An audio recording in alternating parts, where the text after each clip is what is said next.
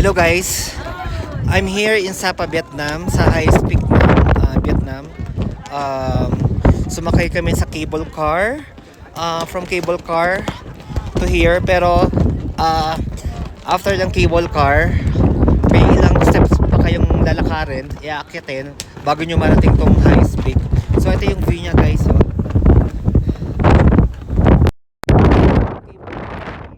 Ayun yung Buddha.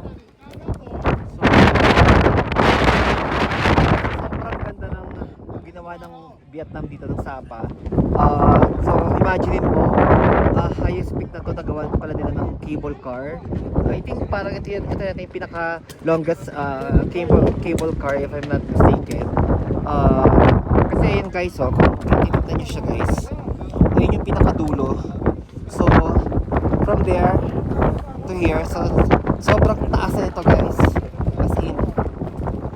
So ayun yung view niya, perfect view. So Indochina pala siya. Andito ako ngayon sa Pan. 3.143 meters yung high niya. So ito yung pinaka flag ng Vietnam. So guys, sobrang lamig dito, I don't know. So hindi ako equipped sa susuotin. So hindi ko alam na dapat pala nakababaw jacket ko dito, naka gloves at sandamakmak na damit kasi ako naka-single shirt lang ako, jacket, so hindi ko kinaya. So pag pupunta kayo dito sa Sapa, especially sa Pansipan, nagagtuman, so dapat equip kayo sa damit.